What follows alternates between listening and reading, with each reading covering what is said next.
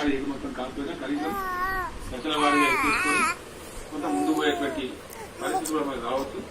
కాబట్టి ఆ ప్రకారంగా అందరూ కూడా సహకరించాలని చెప్పి కోరుతాం. విద్యార్థుల తల్లిదండ్రులు కొంత ఆందోళన చేస్తూ ఉన్నారు. మనం ఇంటర్మీడియట్ ఎగ్జామ్స్ పూర్తి చేసుకున్నాం. ఒక ఎస్ఎస్సీ మటుకు మధ్యలో ఆగిపోయింది. దాని కొద్ది రోజులు ఆగి చేద్దాం. కానీ 1వ తరగతి నుంచి 9వ తరగతి వరకు ఎవరైతే పిల్లలు ఉన్నారో ప్రభుత్వ పాఠశాల కానీ ప్రైవేట్ పాఠశాల కానీ వాళ్ళకి రిజర్వేషన్ లేదు, వాళ్ళందరినీ పాస్ చేసినట్టుగా ప్రకటిస్తామని క్యాబినెట్ నిర్ణయించింది. ఇతర రాష్ట్రాలు నిర్ణయించుకున్నట్టుగా వాళ్ళందరినీ ప్రమోట్ చేయాలని చెప్పి క్యాబినెట్ డిసైడ్ చేసింది. కాబట్టి ఆ పిల్లల తల్లిదండ్రులు అనవసరం దాని గురించి పెద్ద చింత చేయాల్సిన క్యాబినెట్ లో జరిగినటువంటి మరో ఇంపార్టెంట్ చర్చ కూడా తొలిసారిగా రాష్ట్రంలో పంటలు చాలా బాగా వస్తూ ఉన్నాయి. పంటలు జరుగుతాయి, పండుతాయనే ఆశాభావంతో ముఖ్యంగా కార్యక్రమ ప్రాంతాల్లో కొన్ని ఇతర ప్రాంతాల్లో కూడా పంటలు వేసుకున్నారు. కొంచెం లేరుగా వేసిన వాళ్ళు ఉన్నారు. చాలా మంది మినిస్టర్స్ వాళ్ళ జిల్లాలు వాళ్ళ అవసరాలను బట్టి ప్రజల మాట్లాడి కోరుతున్నారు. ఏప్రిల్ 10th క్లోజ్ చేద్దామని అనుకున్నాం. కానీ 15th వరకు నిలిచినట్టయితే కంపెనీ చివరి దశలో ఉన్న పంటలు కూడా చేసుకొస్తాయి కాబట్టి ఇవ్వాలని కోరుతున్నారు.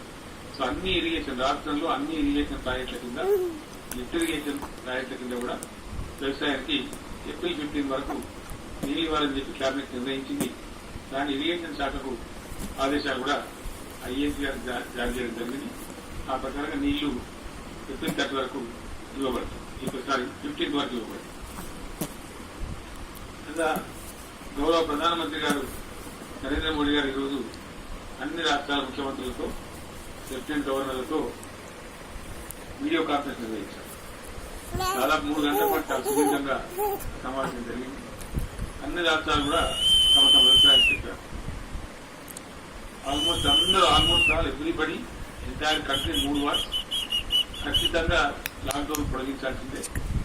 అట్లీస్ట్ 2 weeks ఏప్రిల్ 30 వరకు పొడిగించాలని చెప్పి అన్ని రాష్ట్రాల ముఖ్యమంత్రులు కూడా విధానంగా అప్పీల్ చేసినారు. నెక్స్ట్ 1 or 2 వాళ్ళు ఏంటంటే ఈ రెడ్ జోన్ హాట్ జోన్ వదిలిపెట్టి కొద్దిగా డీలా చేద్దామని అన్నారు. కానీ చాలా మంది అంతా అంగీకరించలేదు. ఆ విధంగా అది జరిగింది. ఒకరిద్దరు చీఫ్ మినిస్టర్లు ఏమో మన వేరే రాష్ట్రాల వాళ్ళని పోవాలనుకుంటున్నారు. స్పెషల్ రైలు పెట్టి పంపిద్దామంటే ఎట్టి పరిస్థితులలో దాన్ని అనుమతించేది లేదు.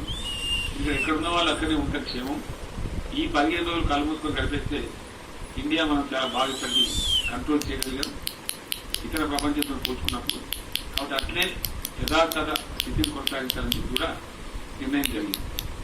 దానిలో మనము మన రాష్ట్రం పక్షంగా మాట్లాడుతూ మన వాళ్ళ అభిప్రాయం చెప్పినాం. ఇప్పుడు తెలంగాణ క్యాబినెట్ నిర్ణయాన్ని కూడా నేను ప్రధానమంత్రి గారికి పంపిస్తున్నాను. మనం కొన్ని డిమాండ్లు కూడా చేసినాం.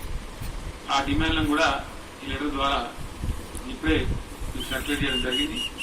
లెటర్ కూడా వీడియో కాన్ఫరెన్స్ లో మనకు చెప్పడం జరిగింది. నాకుండే 5-6 నిమిషాలలో మిగతా వివరాలను కూడా లెటర్ ద్వారా పంపిస్తామని చెప్పారు. దానికి వారు కూడా సమ్మతించారు. ఆ ప్రకారంగా